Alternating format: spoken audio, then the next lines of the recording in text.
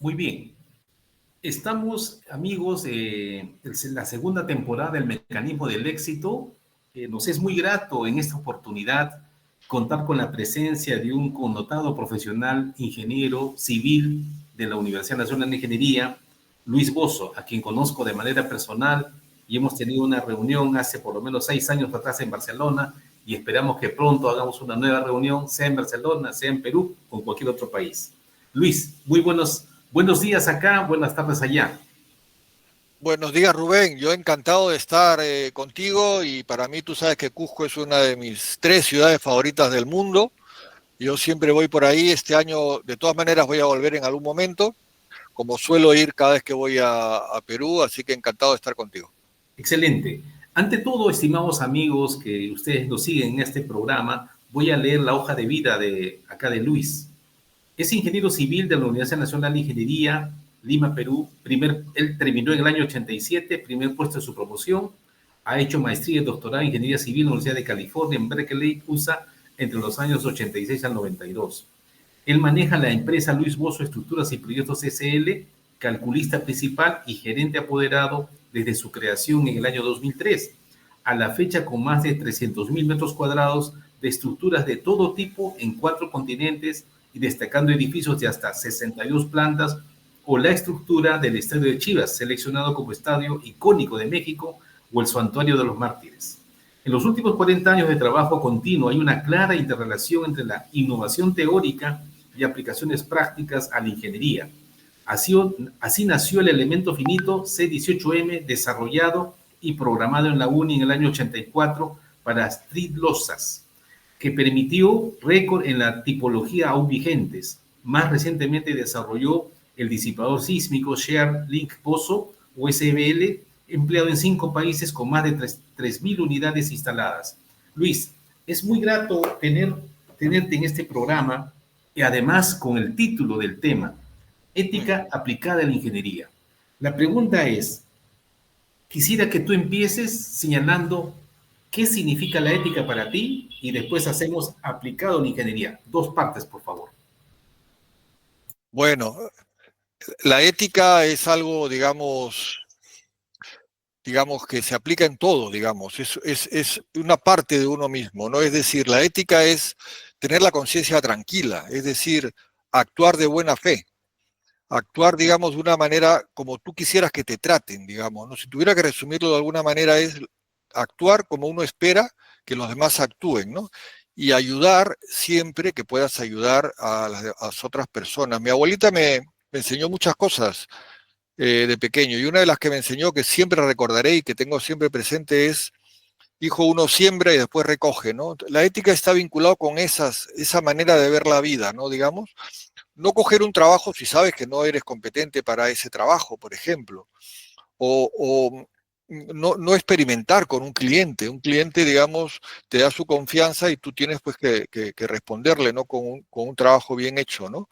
Entonces, digamos que la ética es algo súper importante para todo en la vida, para el día a día, para los amigos, para las relaciones.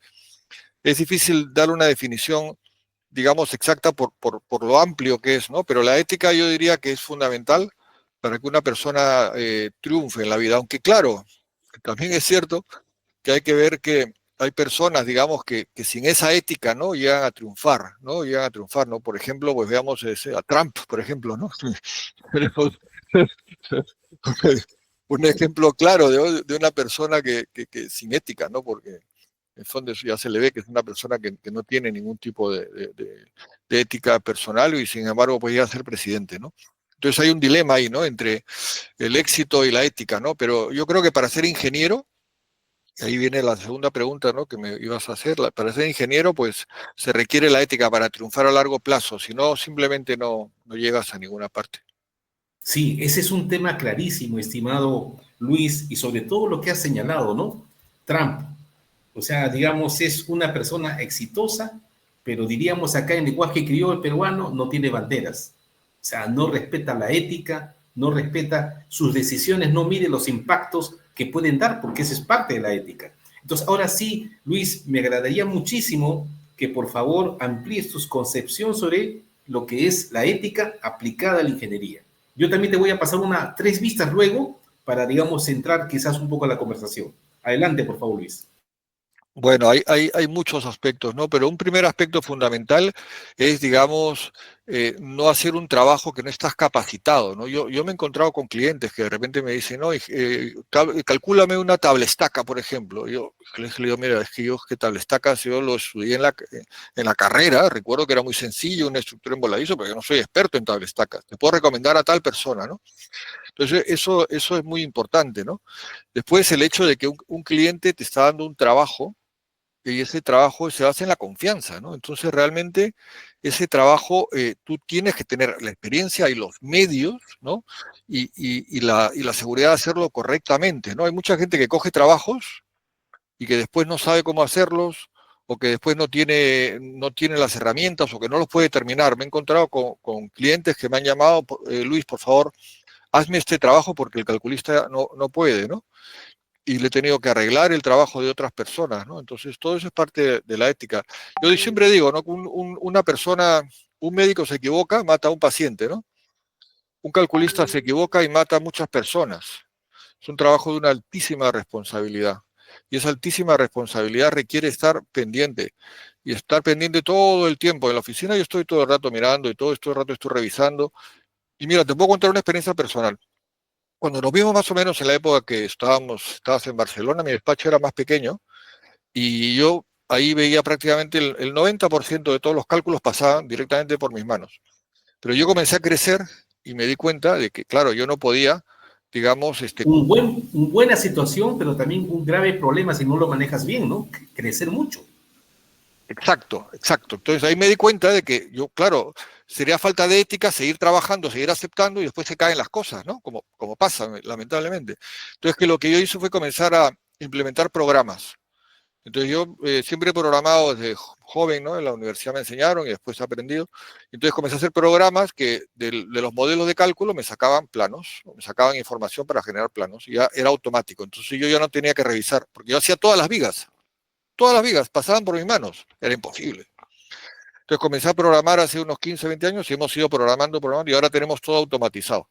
Entonces podemos sacar los planos de una manera que no hay prácticamente error humano, porque el plano sale pues del programa, ¿sabes?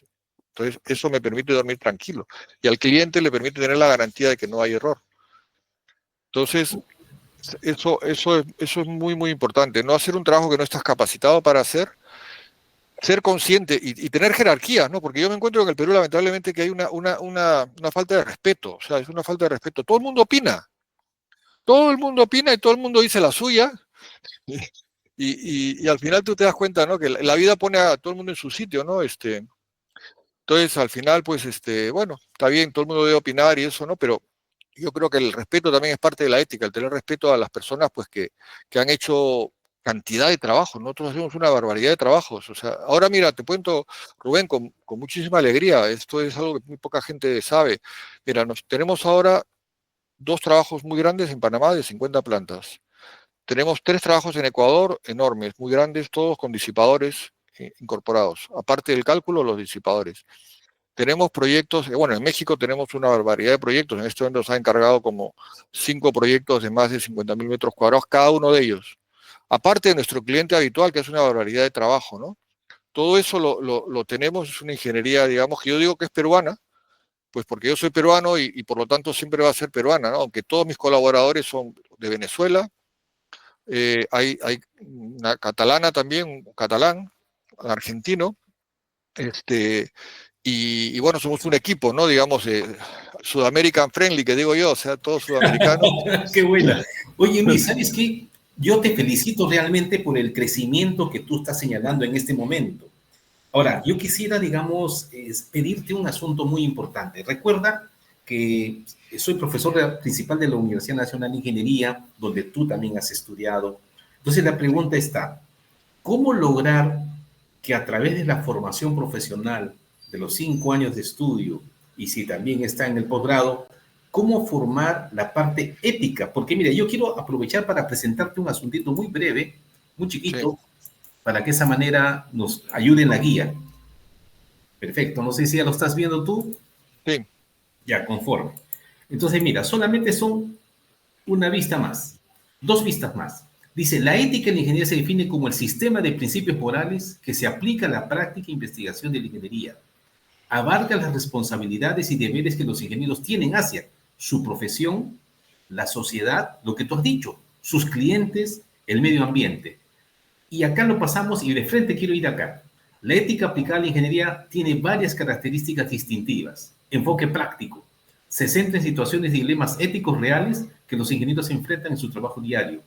Interdisciplinaridad, lo que tú decías, todo el mundo opina, ¿no? Combina elementos de filosofía moral con conocimientos técnicos y ingeniería. Y a donde quiero llegar, Luis, es orientación a la toma de decisiones. Proporciona marcos y herramientas para ayudar a los ingenieros a tomar decisiones éticas en situaciones complejas. Y por supuesto, consideración de múltiples partes interesadas. Tiene en cuenta los intereses y derechos de diversos grupos, incluyendo el público, clientes, empleadores y colegas. Entonces, Luis, lo que te estaba preguntando, ¿cómo, digamos, formar, cómo, digamos, ayudar a que la persona que ingresa a la universidad forme esos principios éticos que los va a aplicar durante toda su vida? Bueno, mira, yo ahí tengo una teoría, Rubén, que no sé si puede gustar a muchas personas, probablemente no les guste, pero es mi teoría y yo creo que es cierta, y es de que la universidad, digamos, da un ejemplo, los profesores dan un ejemplo, y ese ejemplo es muy importante de cara pues a que los alumnos después en su actividad profesional lo sigan bien o para mal, ¿no? Entonces, si tú ves profesores, por ejemplo, que a mí me tocó ver, que teníamos clases de 8 a 12, por ejemplo, y llegaba a las 11 de la mañana a dar una clase, y daba la clase, y daba la clase, que es una falta de respeto por completo, pues hombre, evidentemente, pues tú piensas que así es la práctica profesional, porque uno está primero con su casa, sus padres son su gran referente, ¿no? Mi padre era mi gran referente y siempre va a ser mi gran referente, mi padre y mi madre. Entonces, evidentemente, todos tenemos nuestros padres que nos van a decir lo que está bien y lo que está mal, ¿no? De pequeños, ¿no? Pero después, cuando uno ya sale de ese nido, digamos así, y entra a la universidad, lo siguiente que va a tener de referencia, pues va a ser los profesores en la universidad, ¿no? Y en la universidad, pues te vas a encontrar profesores que no van a las tutorías, que faltan el respeto, que son profesores que, digamos, se ponen a opinar como si fueran expertos, digamos, de diseño, cuando no han diseñado prácticamente nada en su vida. Entonces, ¿qué puedes esperar pues de eso? Los alumnos piensan, ah, pues yo también, ¿no? O sea, eso es lo correcto, así es como debe ser, ¿no? Y entonces, después cuando ejercen su actividad profesional, pues siguen la misma práctica, ¿no? El todo vale, el que yo opino, pues porque yo opino y todos podemos opinar. Entonces, al final, se pierde el respeto, ¿no? Entre personas. Yo creo que hay que reconocer las personas que tienen experiencia profesional, que han hecho millones de metros cuadrados de cálculo, pues para mí, evidentemente, lo que diga esa persona tiene respeto. No puede ser la misma opinión. No estamos hablando aquí de poesía, no estamos hablando de, no sé, de arte, o no estamos hablando de cosas así etéreas, ¿no? Estamos hablando de ingeniería.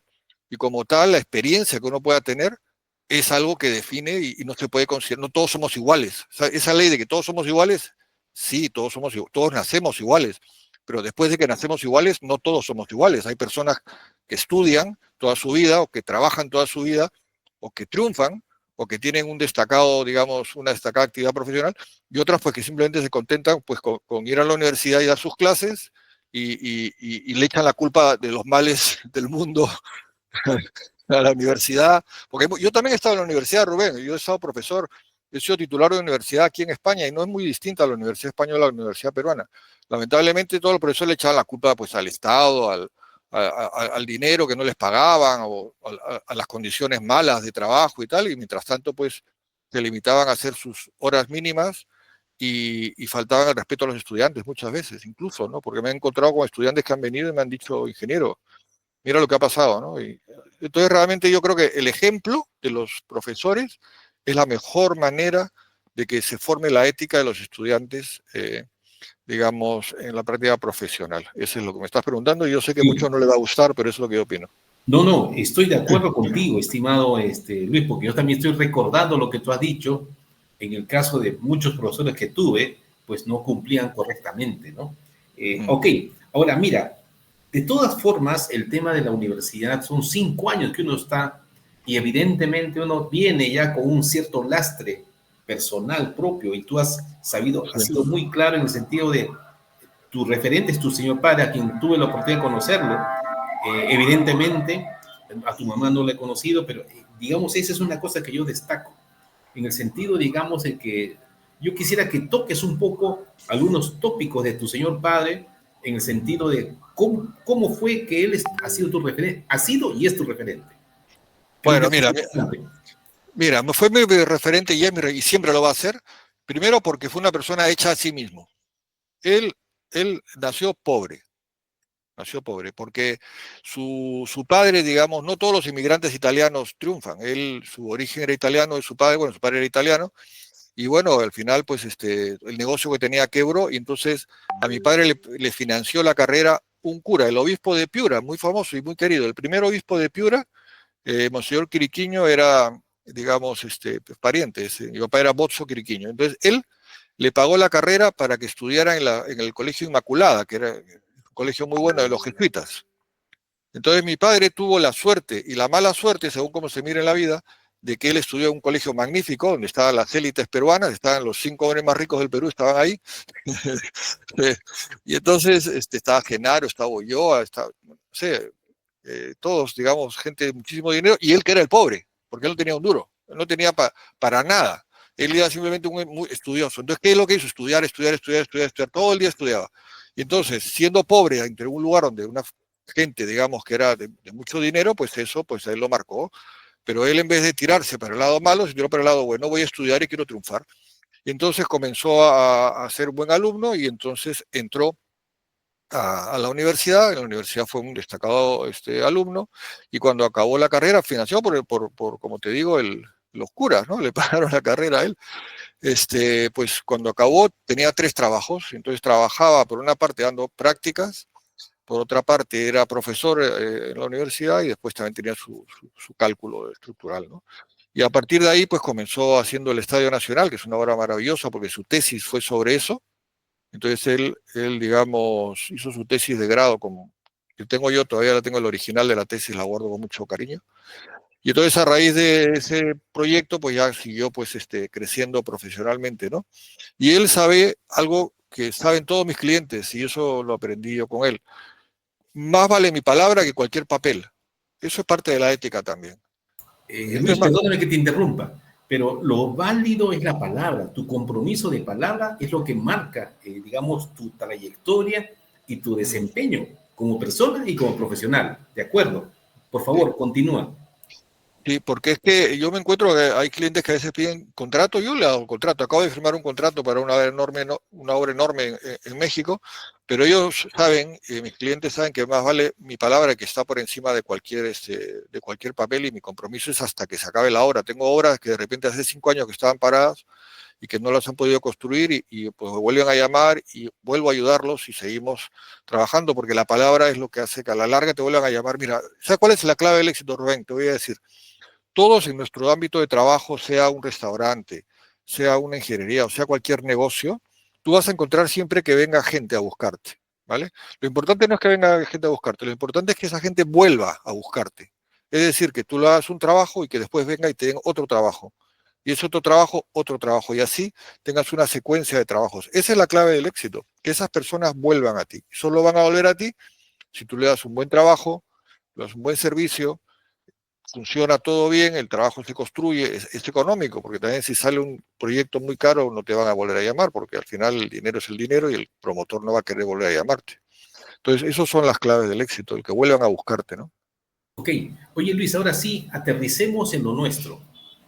Para empezar, en la aplicación de la ética aplicada a la ingeniería, quisiera comentar, según tu percepción, cuál es la misión del ingeniero. Para empezar, y de ahí empezamos ya a ciertos tópicos que quiero consultarte y preguntarte a su vez. Bueno, la misión del ingeniero es, digamos, hacer, digamos, un proyecto realidad de una manera de que los recursos sean, digamos, eficientes, ¿no? Es decir, hacer un proyecto que sea seguro, es lo primero. La prioridad siempre va a ser la seguridad. Y en segundo lugar, digamos, que el proyecto sea económico o sea rentable desde el punto de vista, pues, de los costos que manejan los promotores, ¿no? esa es nuestra responsabilidad. Conforme, y por supuesto, y además de que el producto del proyecto sea una real solución al problema del cliente o de la sociedad, ¿cierto? Estamos de acuerdo en eso. Ahora, Correcto. mira, excelente. Ahora, mira, yo quiero hacer lo siguiente. Basado en esa misión que tú ya has definido y hemos complementado, yo quiero ya aterrizar en lo siguiente. Y te voy a decir una cosa que fue real en una reunión en una empresa que tuve con el directorio, vamos a llamar. Esta persona, digamos así, de una empresa acá nacional, tenía invitados extranjeros y comentó dos cosas. Oye, mira, acá tenemos dentro de este equipo humano, acá tengo mi persona que se hace cargo de la calidad y él es el responsable de los trabajos.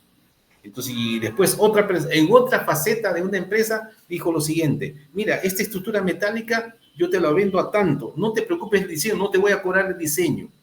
Dos situaciones concretas, Luis. Es decir, la ética, sabiendo que el diseño es la base conceptual de todo el proyecto, que el diseño lo que hace es captar los requerimientos y hacer, como tú decías, los cálculos y los programas y los planos, y que del diseño depende todo el ciclo de vida más adelante, la fabricación, la construcción, la supervisión y sobre todo la operación y mantenimiento. Y los costos, los CAPEX y los OPEX dependen del diseño. La pregunta es, ¿cómo tú conceptúas la aplicación de la ética en la etapa de diseño que considero que es la más importante de todo, estimado Luis?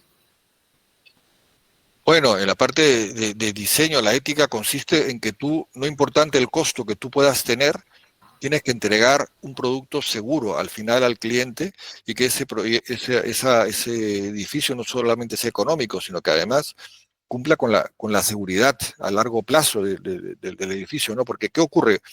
Fíjate, te voy a poner una situación real, ¿no? Los cálculos están mal pagados en el Perú y en general, en todas partes, no solamente es en el Perú. Puedes decir que un cálculo se puede cobrar en un dólar y medio, $2 metro cuadrado. Depende del área y depende de la complejidad y depende de ciertos factores. ¿Qué ocurre? Si tú multiplicas eso por un área, vamos a ponerle 5.000 metros cuadrados, vale, eso es lo que te sale de honorarios, ¿no? Pero ahora tú ponte a ver, si tú tienes que calcular todos los detalles de una estructura, todos los detalles, es decir, las uniones, los números ya comienzan a fallarte, porque ¿cuánto le pagas a una persona para que te trabaje? Al final te vas a encontrar que no es un negocio como para volverte ni mucho menos millonario, porque realmente es un trabajo que tienes que hacerlo porque te gusta. Si quieres ganar dinero, dedícate a construir. Probablemente con la construcción vas a ganar dinero y el cálculo lo vas a incluir gratis, porque es simplemente una anécdota comparada con el costo de una construcción. Y eso es un grave error, porque al final sale caro, ¿no? Porque justamente ese tipo de cosas son las que al final hacen los colapsos, porque los calculistas a veces tienen que recurrir, lamentablemente pasa mucho en Perú, al copiar y pegar, ¿no?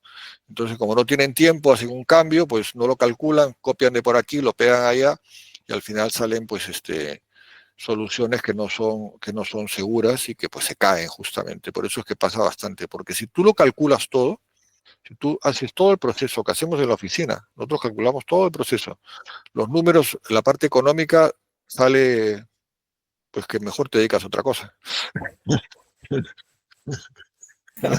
Okay.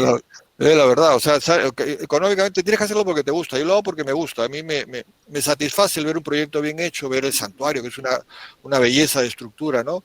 El estadio de las Chivas ha sido seleccionado por el propio Colegio de Ingenieros de México, sin que yo lo supiera.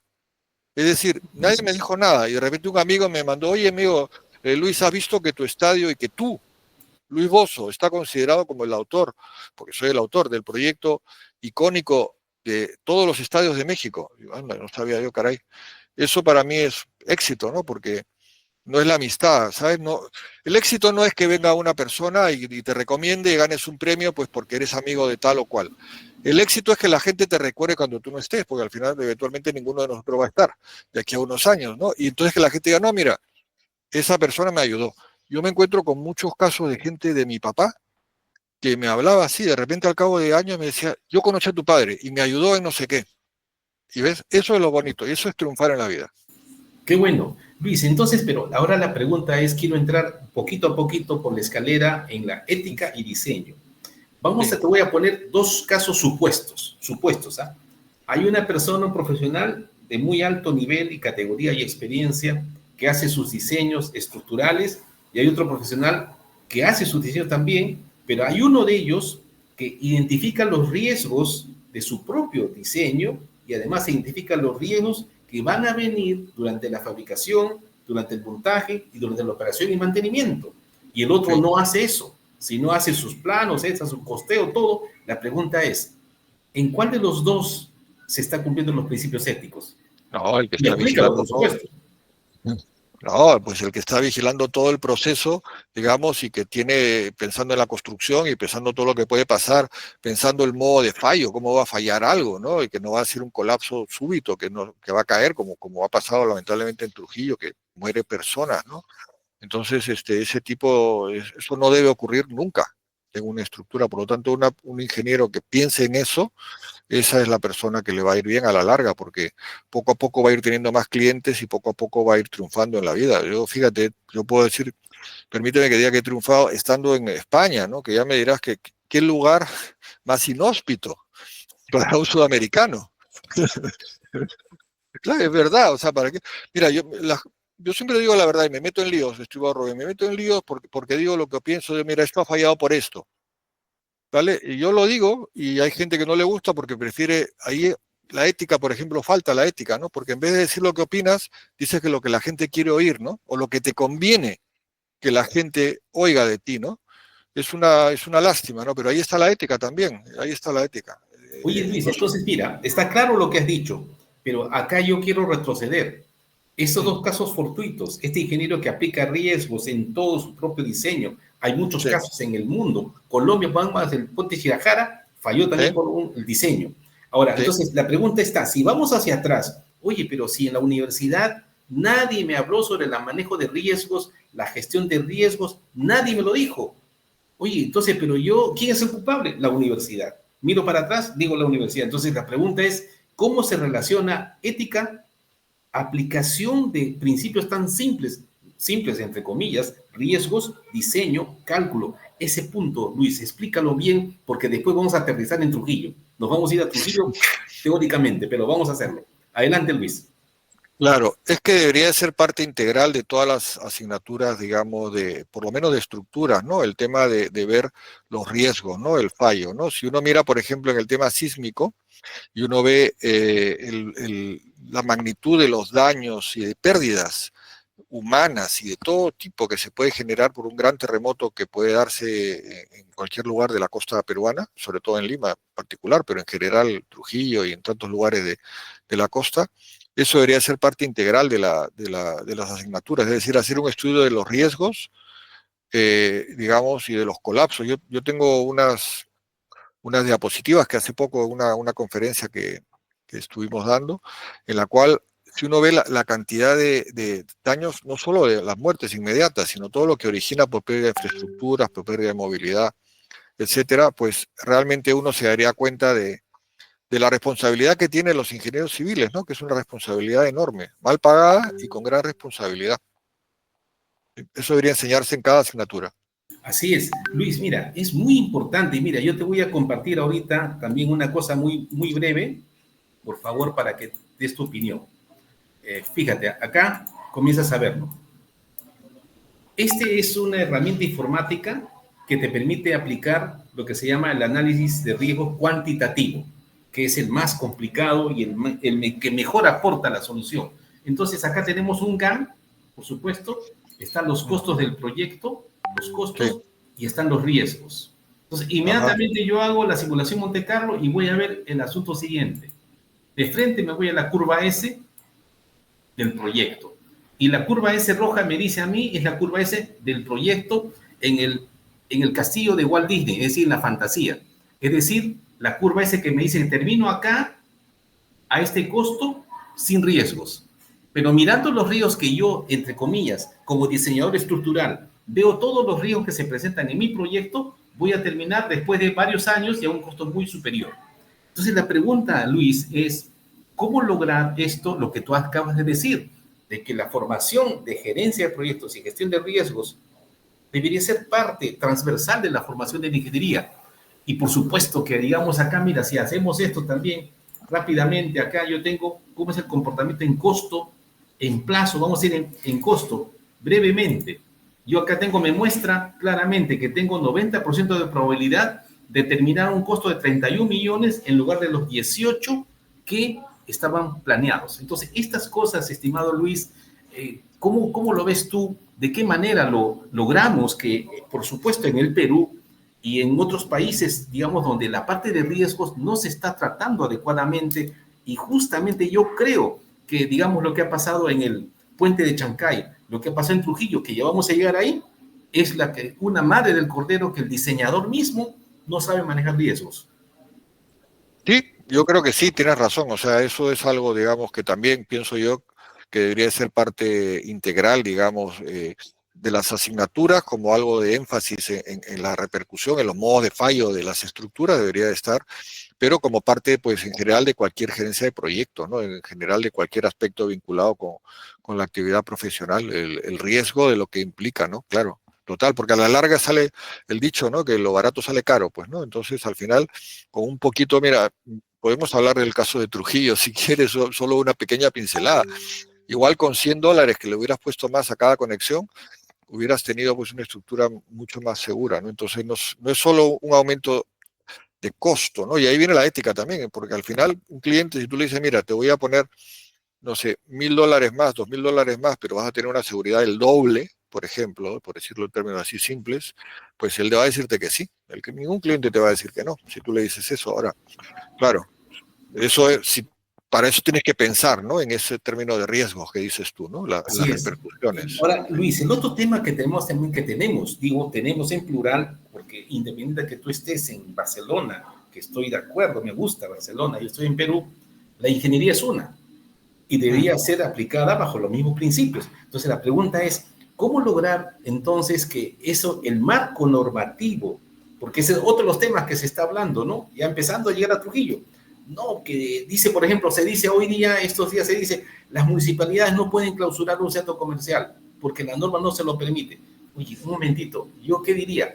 El marco normativo debe dar énfasis, pero tampoco debe congelar el avance de la tecnología. Entonces, ¿cómo combinamos el tema del desarrollo y marco normativo? Por ejemplo, para la lección estructural, ya arribando, acercándonos a Trujillo, estimado Luis, ¿cómo lo ves eso?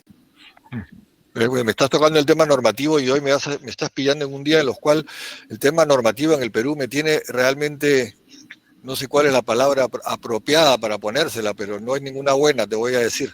Porque sinceramente pues nos encontramos con eso, ¿no? Con comités de personas que todo el mundo opina y pues te dice cosas, pues cada uno defiende lo suyo en base pues a sus intereses particulares sin tener un objetivo de bien común y sin tener un respeto pues a las personas que hayan hecho pues mucha experimentación en ese trabajo, ¿no? Entonces habría que tomar ese campo normativo de ver quién es la persona que lo tiene y que esa persona pues sea la que de alguna manera pues tome las riendas del asunto, ¿no? Porque lamentablemente si no, pues lo que va a pasar es que simplemente no se llega a ninguna parte, que es lo que nos está pasando ahora, por ejemplo, en este comité de norma que te digo, que al final Sí, yo me voy a acabar saliendo porque me ha hecho perder el tiempo durante 2 años, viniendo rápido del trabajo para venir aquí, comer de mala manera, llegar, estar ahí atento, apoyar, dar ideas, darles un curso de maestría de cálculo no lineal y de cosas así para que al final no se llegue a ninguna parte, ¿no?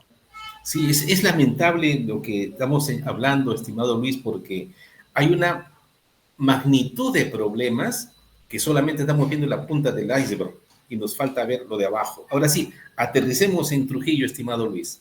¿Cómo ves tú, de acuerdo a la información pública, cómo visualizas el enfoque de lo que ha ocurrido en Trujillo? Bueno, a ver, por una parte, pues hay muchas pinceladas, ¿no? Por una parte, indiscutiblemente, el ingeniero Julio Rivera Feijó, que para mi papá era Julito, o sea que imagínate que si le tengo aprecio, porque para mí es Julito, que es una persona de 70 años, pero que es una persona muy querida en el medio y es una persona muy reconocida y muy reputada y que me parece una tristeza que cualquier persona le pase algo así a cualquier edad, pero más a la edad que tiene. Y entonces es una persona pues que indiscutiblemente, en mi opinión personal, es difícil de sustentar el que una estructura de esa magnitud pues caiga como ha caído, ¿no? Se puede, hay mucho, al final no tendrá la culpa, yo te voy a decir, yo estoy convencido de que al final van a decir que no es culpa suya, pero no porque no lo sea en el fondo de la cuestión, el fondo ético de la cuestión, ya que hablamos de la ética, sino pues por el formalismo, ¿no? ¿Sabes? El formalismo de que, bueno, había agua, no había mantenimiento, ¿no? Había una lona pues que estaba hace mucho tiempo, había corrosión, cosas que todas esas ayudan, ¿no? Pero es como que todo suma un poco, ¿no? Pero hay algo que suba mucho.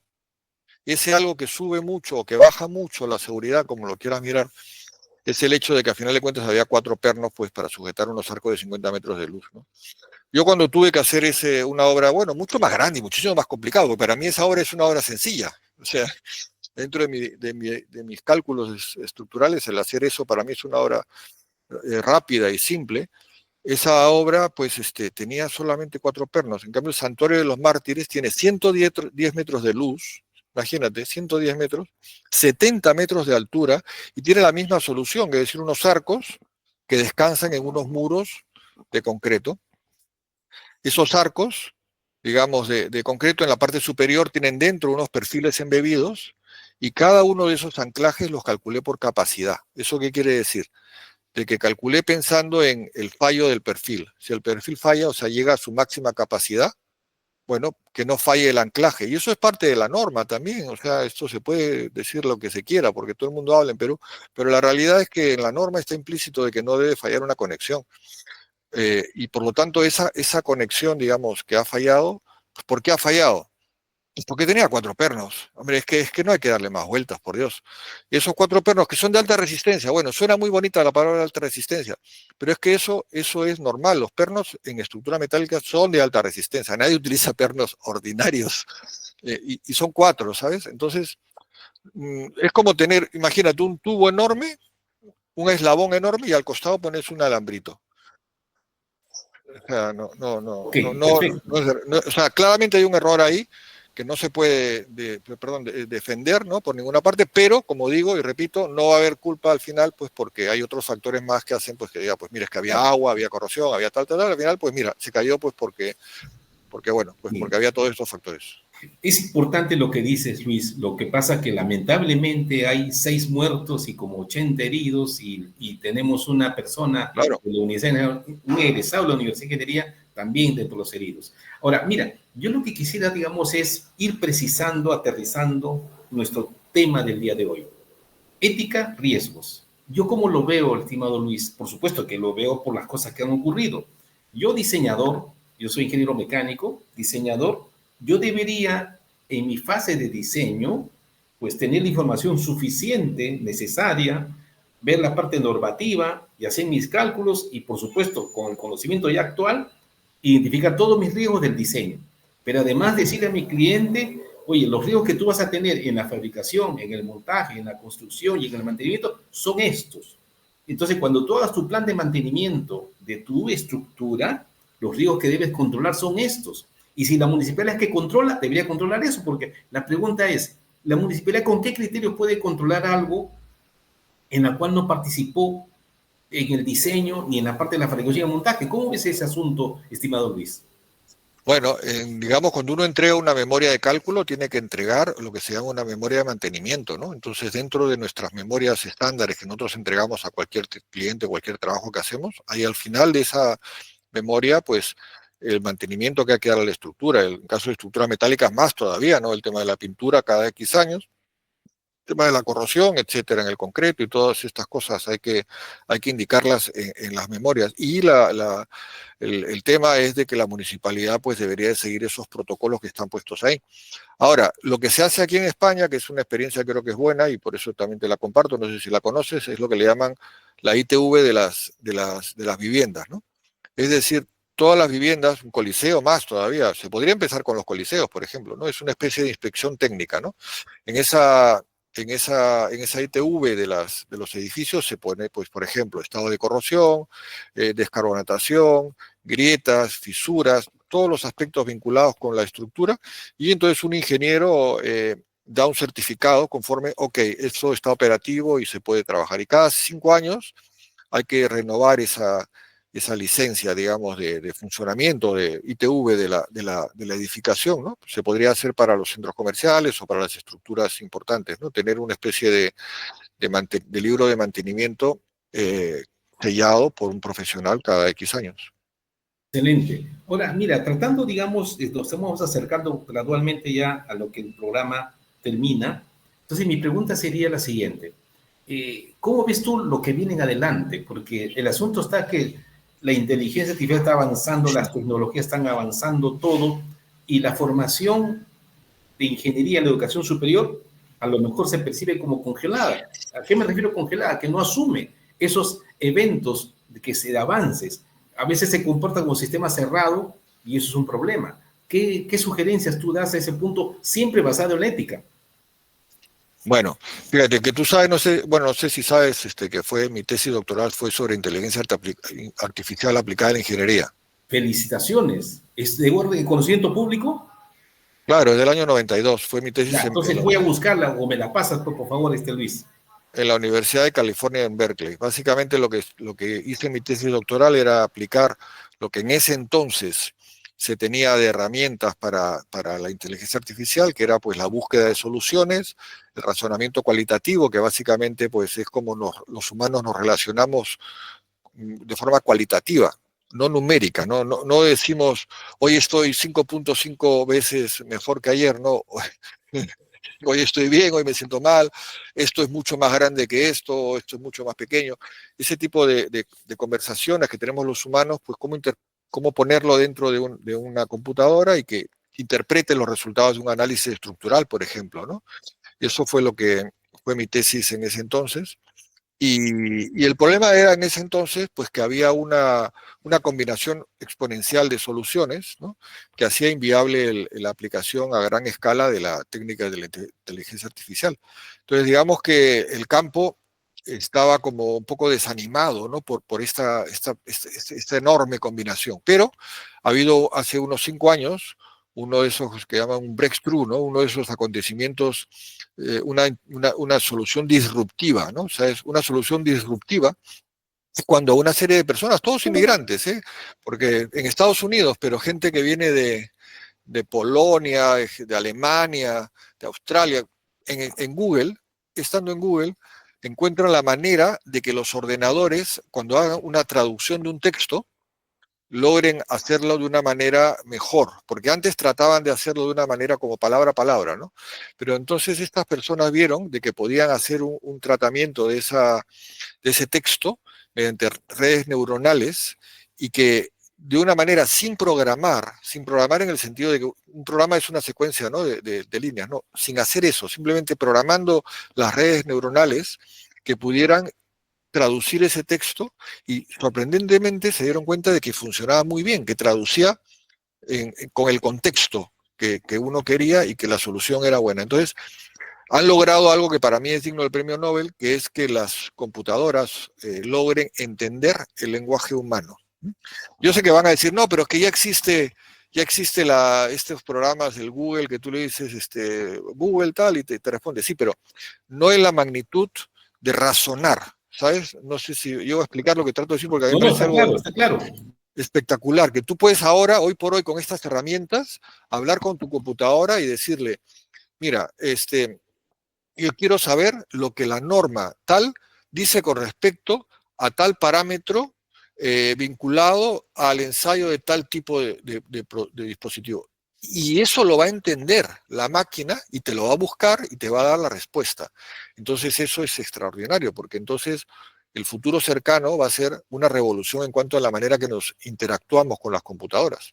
No solamente es que van a ser más rápidas y más potentes con las tecnologías cuánticas, sino que además tú le vas a poder decir al ordenador, oye, yo quiero que me busques una estructura que sea de pórticos, que las luces no se paren de 8 metros y la estructura se ponga a calcular y te dé la solución. O sea, realmente es extraordinario lo que se ha logrado. Y se va a aplicar en todos los campos, pero sobre todo la manera como nos relacionamos. Yo le llamo un intérprete con la Claro, computadora. claro. Oye, Luis, entonces justamente, mira, lo que acaba de decir es, pues, ya, no plus ultra, lo máximo. Pero la pregunta está, ¿cómo nosotros podemos reaccionar la academia? Que la Sí, academia parece a veces se comporta como un mamut, ¿no? Un mamut sí. que piensa para levantar la oreja, dice, y ya pasó pues 3 años. La pregunta, Sí. ¿cómo debemos hacer para cambiar ese ritmo, estimado Luis?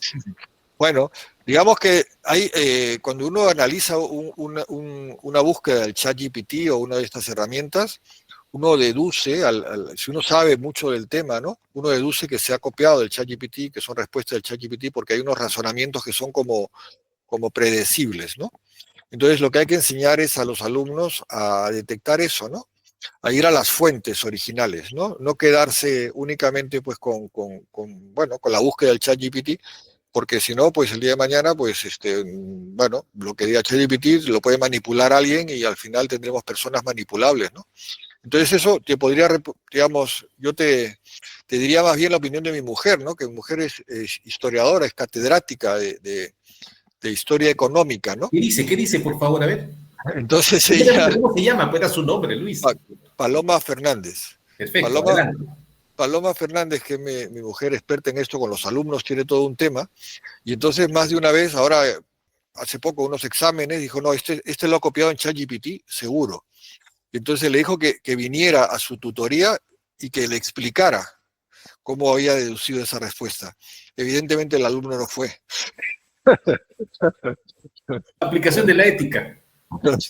El alumno no fue porque sabía que no lo iba a poder explicar, porque lo que había hecho era buscado, no se sabe Claro. cómo, durante el examen había buscado el ChatGPT. Entonces es una herramienta que está ahí, pero que hay que ver la manera de que los alumnos pues sepan usarla y sobre todo pues en los exámenes que no tengan acceso a ella, porque y si lo tiene pues una entrevista en directo, pues, ¿no? Ahí se va a saber, ¿no? Sí, es Perfecto, lo Luis. primero. Mira, yo quisiera ahora, tomando estos últimos minutos que tenemos, de Sí, poder, digamos, lograr, después de toda esta conversación sumamente importante, donde se ha tocado de manera directa lo de Trujillo, etcétera, y otros temas más, es qué recomendaciones tú haces a todo el aspecto de ingeniería. Porque ingeniería, por ejemplo, yo estoy viajando a Colombia el día sí, 4 porque sí. participo en un congreso organizado por UPARI. UPARI es la Unión Panamericana de Asociaciones de Ingeniería, que agrupa más o menos para que tengas presente 4,5 de millones de ingenieros. Entonces la pregunta, ¿qué recomendaciones tú haces a todas las personas que somos ingenieros, ya sea colegiados, no colegiados, pero somos profesionales de ingeniería, sobre el tema de la ética, estimado Luis? Por favor, piensa y danos esas recomendaciones. Bueno, a ver, desde luego hay una primera recomendación que es no tener miedo a consultar y trabajar en equipo.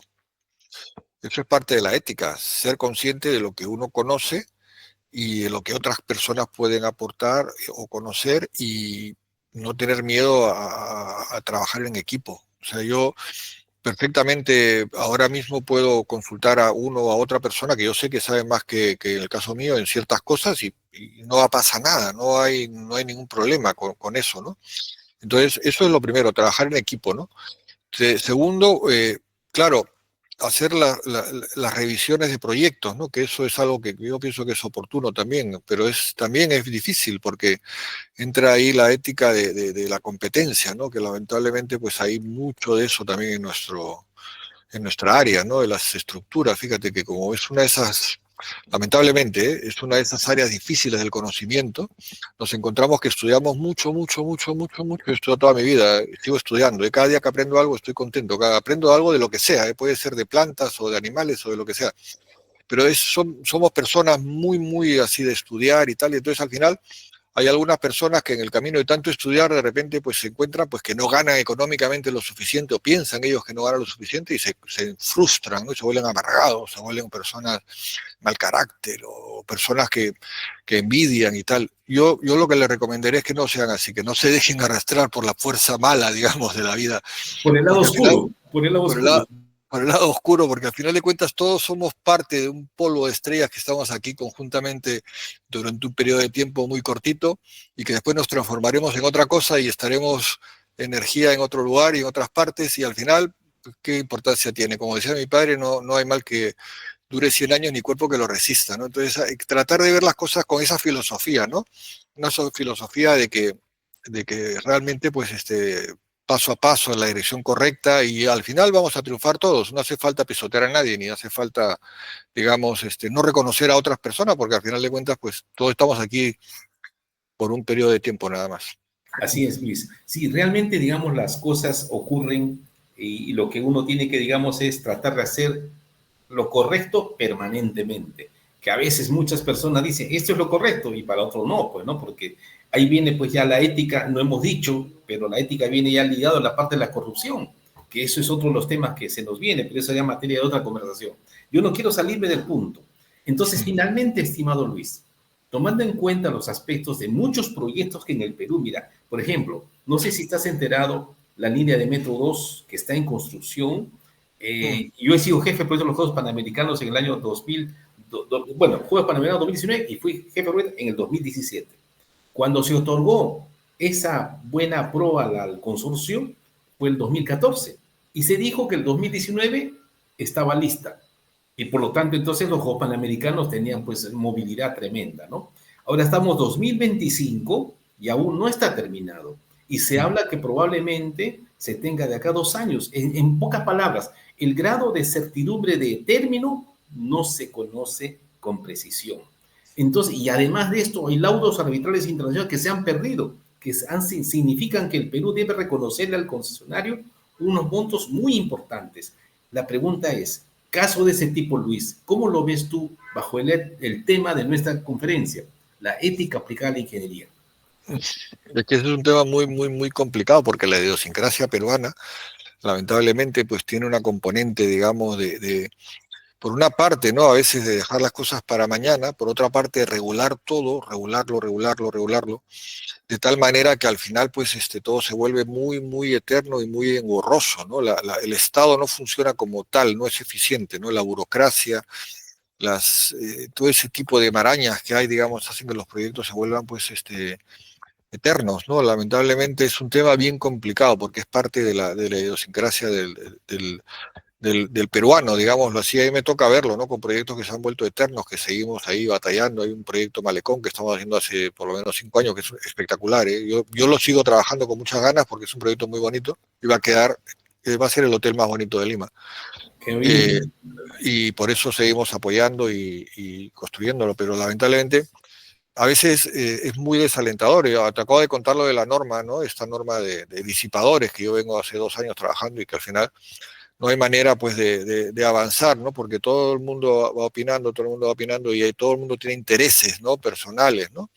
Entonces al final esos intereses personales al final hacen pues que las cosas pues no se llegan a ninguna parte porque al final pues simplemente pues se copia a lo americano al final, porque tampoco hay que reconocer que tampoco en el Perú pues hay una componente científica, ¿no? O experimental que permita pues hacer una norma propia, ¿no? Entonces se tiene que coger normas de otras partes, ¿no?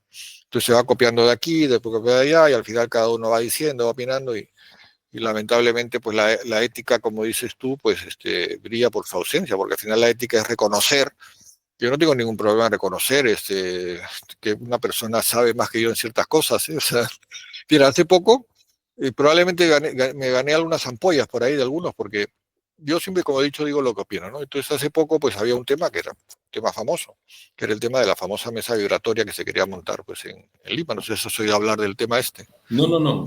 Pues bueno, pues se quería montar una mesa vibratoria, pero iban a ponerse de acuerdo pues la Católica y la UNI, ¿no? Para ver pues dónde se ponía y tal. Al final había el dinero, porque Sensico tiene dinero, porque cada operario pues se paga un dinero, hay un montón de dinero y se puede gastar Entonces, en vez de pensar en voy a hacer algo más pequeñito, bueno, pues se piensa lo grande, pero no, la mejor mesa vibratoria del universo, ¿no?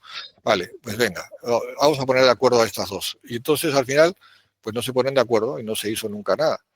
Pero, ¿qué es lo que qué es lo que yo hubiera hecho? Y ahí es donde salen las ampollas, digamos, de algunos, ¿no? Yo lo que hubiera hecho era poner como persona, en caso de empate de criterios, pues que Marcial Blondet decida. ¿Y yo qué tengo que ver con Marcial Blondet? Nada, porque a mí, yo lo conozco, sí, o sea, él estudió en Berkeley antes que yo estudié después, hemos charlado un par de veces en la vida, hemos estudiado los dos en Berkeley, pero no es ni amigo, o sea, no es una persona más que un conocido, por decirlo así, ¿no? Pero yo sé que es la persona que más sabe de mesas vibratorias en el mundo. O sea, él manejaba la mesa vibratoria de Berkeley. Es una persona con un respeto intelectual en ese campo. Por En ese supuesto. campo de la mesa vibratoria. Por lo tanto, que esa persona tome la decisión, ¿no? Lo mejor sería, Luis. Ahora, debemos cerrar el programa, Luis. En un minuto, darle el mensaje central sobre la ética aplicada a la ingeniería a todos los que nos siguen el programa. En un minuto. En un minuto. A ver, eso está complicado. Vamos a tratar de resumirlo en que la ética es ser buena persona, es hacer, digamos, uso correcto de todo lo que uno sabe, de todo lo que uno ha aprendido, sentirse bien con las decisiones que uno hace. No, digamos, eso es la ética, digamos. Perdona que está sonando el móvil de México, me están llamando mi cliente. Le tengo que contestar cuando terminemos la reunión. Dame 30 segundos más. La ética, digamos, consiste en tener, digamos, por una parte paciencia, digamos. A la larga vamos a triunfar. Si uno quiere triunfar en la vida, digamos, la energía que uno tenga, ¿no? La manera de ver las cosas que uno tenga es lo que al final nos va a llevar a eso o no. Si nosotros tenemos una mente, digamos, positiva, con un objetivo ético, correcto, con una visión a largo plazo, paso a paso vamos a ir llegando y vamos a ir al final triunfando. Yo lo digo porque es así. Yo estando en España, que es un lugar totalmente inhóspito para un calculista sudamericano, Excelente, estoy haciendo trabajos en este momento, pues en Ecuador, en Colombia, en México, enormes trabajos en México. En España prácticamente no hago nada, solo... De hecho, nada, me han llamado un cliente de hace muchos años que me ha vuelto a llamar, me ha hecho hacer una casita, pues sí, lo haré, con gusto lo haré. Perfecto. Porque, Luis. Esa es la mentalidad. Qué bueno, Luis. Me da mucho gusto. Entonces, muchas gracias por tu participación. Los que nos siguen en el programa van a tener una visión clara. Omar, cerramos el programa, por favor, muy agradecido.